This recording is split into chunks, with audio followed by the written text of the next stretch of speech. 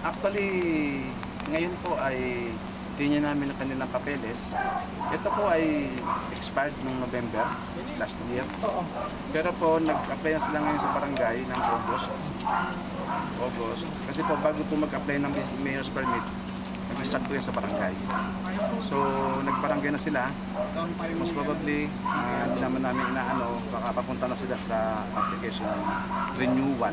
Pero until na, wala pa naman po sila renewal pa sa DNR. Nabigyan niyo na po ito ng fire safety.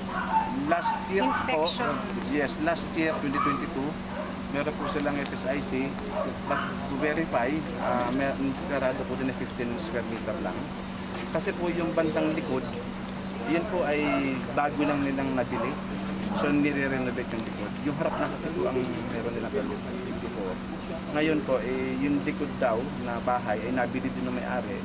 Then ginagawa po yun, unti-unti.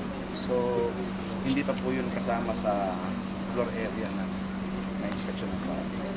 So nakita mo, sir, may tama ba? Mga exits?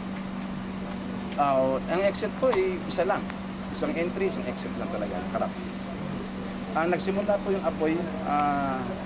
Ngayon po, ang nakikita namin, according to the witness, at biniverify po namin, i-collaborate po namin sa physical evidence. Sa harap nagsimula sa dating office na sa harapan.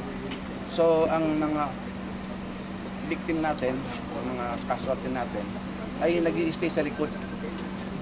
So, sa dalawang palapag po ito, yung unang palapag, meron po doon na separated babae sa lalaki. Tig-anim po yun bawat kwarto. Yung sa taas po, meron din po doon na mga 4 na kwarto. Yung pamilya po, yung may-ari, kasama po sa ating mga victim, ay kasama po yung mag-asawa at yung kanyang live-in partner siguro yun. At yung kanyang anak na 3 years old.